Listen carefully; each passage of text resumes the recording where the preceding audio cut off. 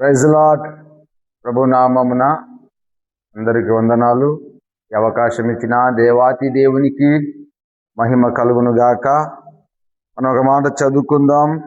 రాజులు 2వ గ్రంథము 20వ అధ్యాయము 1 వచనం నుంచి కొన్ని వచనాలు చదువుకుందాం. ఆ దినములలో హిజ్కియాకు మరణకరమైన రోగము కలుగగా ఆమోజు కుమారుడును ప్రవక్తయునైన యెషయా అతని ఎదుకు వచ్చి, నువ్వు మరణమవుచున్నావు, బ్రతకవు గనుక నీ ఇల్లు చక్కబెట్టుకొనుమని యెహోవా సెలవిచ్చుచున్నాడని చెప్పగా, అతడు తన ముఖము గోడతట త్రిప్పుకొని, యెహోవా యథార్థ హృదయుడనై సత్యముతో నీ సన్నిధి నేను ఎట్లు నడుచుకుంటునో, నీ దృష్టికి అనుకూలముగా సమస్తమును నేనెట్లు జరిగించుతునో కృపతో జ్ఞాపకం చేసుకొనుమని హిజ్కియా కన్నీళ్లు విడుచుచు యెహోవాకు ప్రార్థించెను. రాజైన హిజ్కియాకు మరణకరమైన రోగము వచ్చింది. ఆ పరిస్థితుల్లో ఆ మరణకరమైన ఆ రోగముతో ఆయన ఉన్నప్పుడు, ఆ వ్యాధితో ఆయన బాధపడుతూ అలా ఆ జీవితాన్ని, ఆ దినాలు అలా సాగుతూ ఉన్న ఆ దినాల్లో ప్రవక్త అయిన యెషయా ఆయన దగ్గరికి వచ్చి, హిజ్కియా, నువ్వు మరణం కాబోతున్నావు, నీ ఇల్లుని చక్కబెట్టుకో అని చెప్పాడు. ఎప్పుడైతే ఆ ప్రవక్త ఆ మాటను ఆయనకు తెలియజేశాడో, హిజ్కియా ఉన్న పాటున తన ముఖము గోడ తట్టు త్రిప్పుకొని దేవుని సన్నిధానంలో ఏమని ప్రార్థన చేస్తున్నాడంటే, యెహోవా యథార్థ హృదయుడనై సత్యముతో నీ సన్నిధి నేను ఎట్లు నడుచుకుంటునో, నీ దృష్టికి అనుకూలముగా సమస్తమును నేనెట్లు జరిగించుతినో జ్ఞాపకం చేసుకోనుమని కన్నీళ్లు విడుస్తూ ప్రార్థించాడంట. కన్నీళ్లు విడుస్తూ ప్రార్థన చేశాడు. దేనికోసానికి ప్రార్థన చేశాడంటే, నీవు మరణము కాబోతున్నావు, నువ్వు చనిపోబోతున్నావు, నీకు మరణం సంభవిస్తుంది, నీవు ఇక బ్రతకవు. కాబట్టి నువ్వేం చేయాలంటే, ఆ మరణము నీకు సంభవించకుండా ఉండాలంటే నీ ఇల్లును చక్కబెట్టుకోవాలి అని చెప్పాడు ప్రవక్త అయిన యెషయా గారు. నీ ఇల్లు చక్కబెట్టుకో అంటే నీ జీవితాన్ని చక్కదిద్దుకో. హిజ్కియా ఎలాంటి వాడు? హిజ్కియా అంటే ఆయన ఎలాంటి వాడంటే, యెహోవాను హత్తుకొని జీవించిన వాడు, ఆయనను వెంబడించే విషయంలో వెనుతిరగని వాడు. ఆయనే చెప్తున్నాడు, ఆయన యథార్థవంతుడంట. దేవుని సన్నిధానంలో ఏమని ప్రార్థన చేస్తున్నాడంటే, నేను నీ సన్నిధానంలో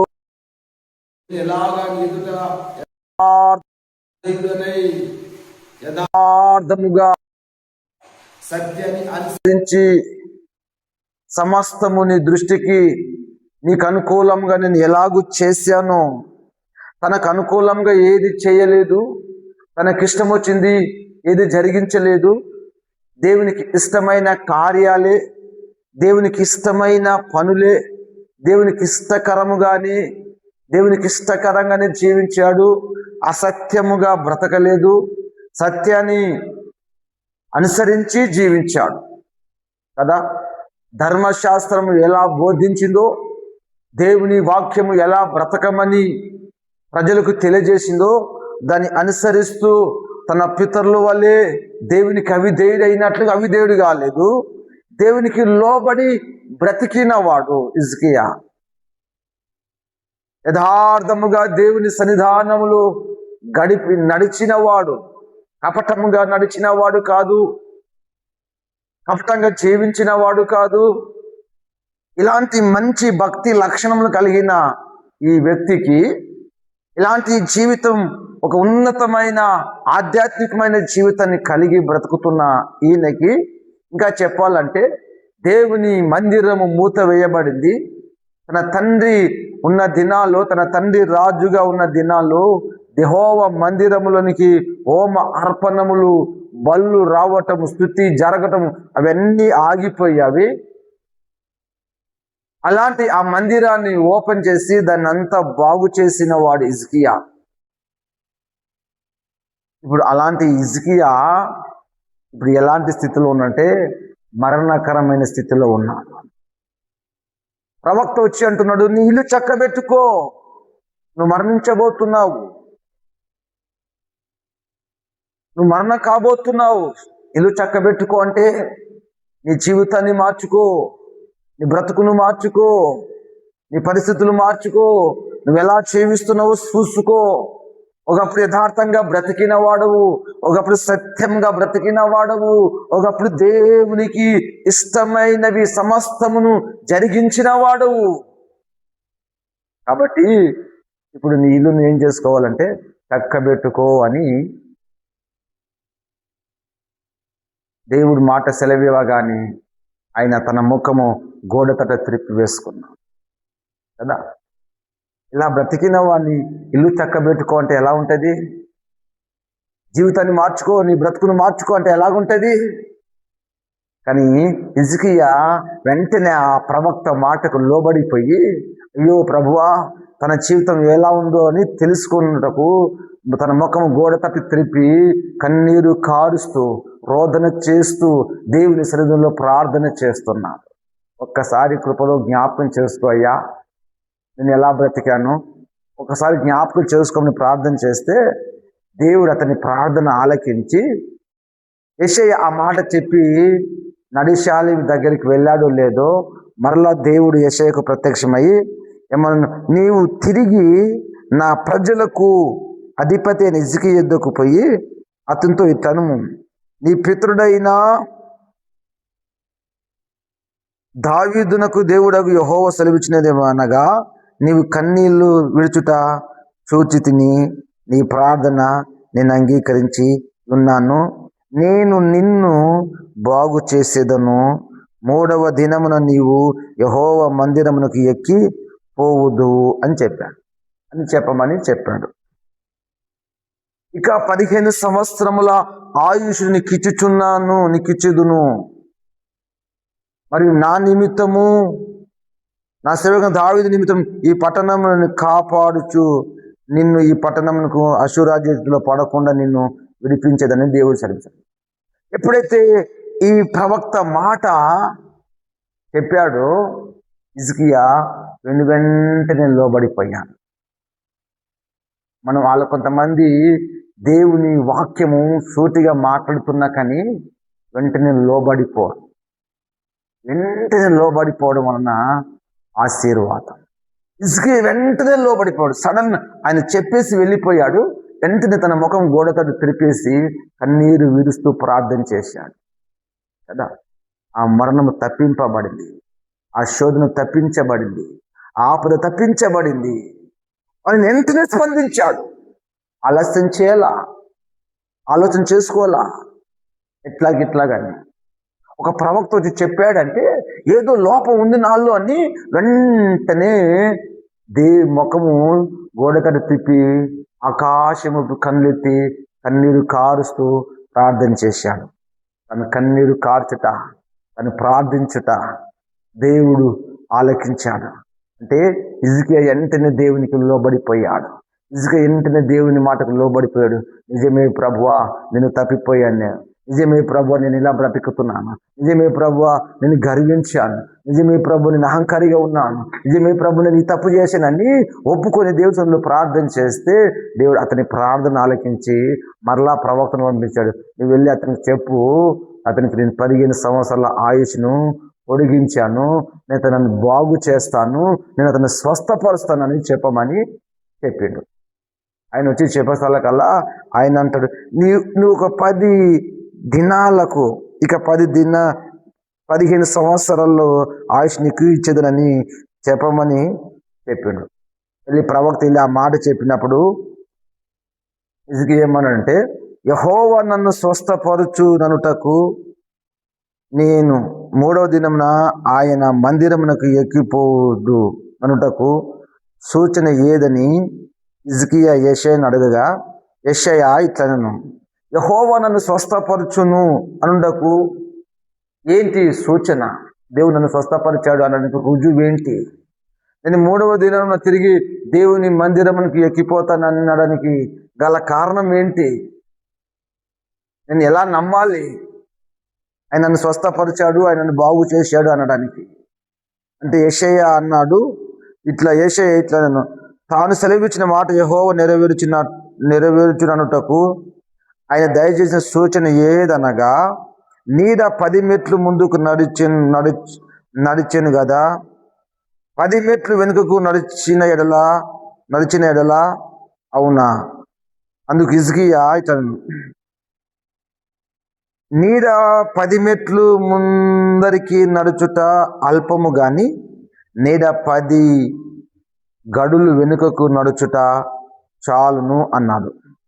సరే, నిన్ను స్వస్థపరిచాడు అని అనుటకు గల కారణం, ఒక సూచన ఏదంటే, నీడ 10 మెట్లు ముందుకు నడచటం లేదా 10 మెట్లు వెనుక నడచటం, ఈ రెండిట్లో ఏది కావాలనో కోరుకో అన్నప్పుడు హిజ్కియా అన్నాడు, నీడ 10 మెట్లు ముందుకు వెళ్ళడము అది అల్పము, అది సహజం, వెళ్ళిపోతూనే ఉంటుంది.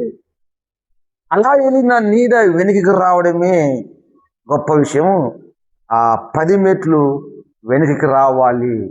అలా వచ్చినప్పుడు నేను స్వస్థత పొందుకున్నాను, దేవుడు నన్ను స్వస్థపరిచాడని నేను నమ్ముతాను అని చెప్పినప్పుడు ప్రవక్త యెషయా యెహోవాను ప్రార్థింపగా, ఆయన ఆహాజు గడియారపు పలక మీద 10 మెట్లు ముందరికి నడిచిన నీడ 10 మెట్లు వెనుకకు తిరిగిపోన్నట్లు చేసెను. హిజ్కియా ఆశ ఏంటంటే 10 మెట్లు ముందరికి వెళ్ళడం కాదు, ఆహాజు యొక్క గడియారపు నీడ, ఆహాజు యొక్క గడియారము ఇలా పెద్దగా అది కట్టి కడతారు. దాని మీద సూర్యుడు పడినప్పుడు దాని నీడ ముందుకు వెళ్తుంది. ఆ పిల్లర్ చుట్టూ మెట్లు ఉంటాయి ఇట్లా స్టెప్స్. ఎప్పుడైతే నీడ ఆ సూర్యకాంతి ఈ గడియారం మీద, ఈ వాచ్ మీద, ఈ పిల్లర్ మీద పడుతుందో, ఆ మెట్లు ఆ నీడ ముందరికి పడుతుంది. అట్లా ఎన్ని మెట్లు వెళితే వాళ్ళు దాన్ని బట్టి లెక్క వేసుకునేవారు. ఒక్క మెట్టు 1/2 అవరు లేదా గంటగా ఆ దినాల వాళ్ళు భావించేవారు. ఇప్పుడు ఆ మెట్లు 10 మెట్ల నీడ ముందుకు వెళ్ళడం సహజం, కానీ ఇప్పుడు అది వెనకకి రావాలని హిజ్కియా కోరుకున్నప్పుడు యెషయా ప్రార్థన చేస్తే దేవుడు ఆహాజు గడియారపు మెట్ల నీడను 10 మెట్లు వెనుకకి తీసుకొని వచ్చాడు కదా. ముందుకు వెళ్ళిన ఆ నీడను, ముందుకు జరిగిన ఆ నీడను ప్రార్థన ద్వారా, దేవుడు ప్రార్థించడం ద్వారా 10 మెట్లు వెనుకకి వచ్చింది కదా. 10 మెట్లు అంటే 10 గంటలు లేదా 5 గంటలు దేవుడు వెనుకకి తీసుకుని వచ్చాడు. మనం మామూలుగా గడిచిపోయిన సమయాన్ని తీసుకుని రాలేమంటారు కదా. గడిచిపోయిన సెకండ్ కానీ, గడిచిపోయిన నిమిషాన్ని కానీ, గడిచిపోయిన గంటను కానీ అది తిరిగి తీసుకురాలేమంటాం కదా. కానీ ఇక్కడ దేవుడు ఒక కార్యం చేశాడు. గడిచిపోయిన 10 గంటలని మరలా వెనక్కి తీసుకొని వచ్చాడు ఒక ప్రార్థన ద్వారా. ప్రవక్త ప్రార్థించినప్పుడు, యెషయా ప్రార్థించినప్పుడు, హిజ్కియా కోరుకున్నట్లుగా ఆహాజు గడియారం ఒక నీడ 10 మెట్లు వెనక్కి రావాలి. 10 మెట్లు ముందుకు వెళ్ళడం అది స్వల్పం, అది సహజం. కానీ ముందుకు వెనక్కి రావాలంటే కష్టం. అది కావాలి నాకు అని అడిగినప్పుడు యెషయా ప్రార్థన చేశాడు, అయ్యా ఆహాజు గడియారం మెట్ల నీడ వెనక్కి రావాలి అని ప్రార్థన చేస్తే నీడ 10 మెట్లు వెనుకకి వచ్చింది. అంటే ఇంచుమించు 10 గంటల వెనుకకి వచ్చింది. ఈ 10 గంటల ముందుకు వెళ్ళిపోయింది. హిజ్కియా కోసానికి దేవుడు 10 మెట్లు వెనుకకి తీసుకుని వచ్చాడు కదా. మన ప్రార్థన ఎలాంటిదంటే, మనం ప్రార్థిస్తే చాలు, నేను దాటి వేసి వెళ్ళిపోయిన సమయాన్ని దేవుడు చెప్పు మరలా నీ వద్దకు నీ కోసం దాన్ని తీసుకుని రాగలడు. సమయాన్ని, గడిచిపోయిన సమయాన్ని ఎవరు తీసుకురాగలడు? గడిచిపోయిన దినాలని తిరిగి మరలా ఎవరు ఇవ్వగలరు? అది అసాధ్యం. కానీ ప్రార్థన చేస్తే ఏదైనా సాధ్యం కదా. 10 మెట్లు అంటే 10 గంటల్లో మరలా దేవుడు వెనుకకి రప్పించాడు కదా. అంటే ప్రార్థనలో ఉన్న ఆ గొప్ప ప్రత్యేకత, ఆ గొప్ప శక్తి. ప్రార్థన చేస్తున్నావా? హిజ్కియా ప్రార్థన చేస్తే 15 సంవత్సరాల ఆయుష్ని పొడిగించాడు. ఎప్పుడో చేయాలా ప్రార్థన? దేవుడు చెప్పిపోయిన ఈ ఈ నిమిషానికి వెంటనే లోబడిపోయాడు. దేవుడు మాట్లాడుతున్నప్పుడు వెంటనే లోబడిపోయాడు. అవునా అట్లనా అని ఇలా ఆలోచన చేయలేదు. దేవుడు నీతో మాట్లాడినప్పుడు నువ్వు కూడా వెంటనే లోబడు. వెంటనే లోబడితే నీ కొరకు దేవుడు 10 మెట్లు కాదు, ఒక రోజునైనా నీకోసానికి మళ్ళా వెనుకకి రప్పించగలడు. ఆయనకు అంత శక్తి ఉంది. మనం అంత గొప్ప దేవుని మనం ఆరాధన, సమయము కాలాలన్నీ యెహోవా వశం. అది ఆయన వశం. ఎన్నికైనా తీసుకురాగలడు. అసలు కదలకుండా అలాగే ఉండాలన్నా ఉంచగలడు కదా. బైబిల్లో యెహోషువ ప్రార్థన చేసినప్పుడు, సూర్యుడా నువ్వు గిబియోనులోను, చంద్రుడా నువ్వు ఆయాలో నిలిచిపోవంటే ఇంచుమించు ఒక రోజంతా నిలిచిపోయింది. మనం ప్రార్థన చేస్తే మన ప్రభువు ఏమైనా చేయగలడు, ఏదైనా చేయగలడు. అన్నీ ఆయన ఆధీనంలో ఉంది, అన్నీ ఆయన స్వాధీనంలో ఉంది. నీవు నేను మాత్రమే ఆయన ఆధీనంలో లేదు. ఈరోజు నీవు కూడా ఆయన ఆధీనంలోకి వచ్చి, నీవు ఈరోజు ఆయన స్వాధీనంలోకి వచ్చి ఆయన సన్నిధానంలో ప్రార్థన చేయి. ప్రతిదీ ప్రభు మనకు అనుకూలముగా మారుస్తాడు. హల్లెలూయా. ఈ మాటలు దేవుడు దీవించి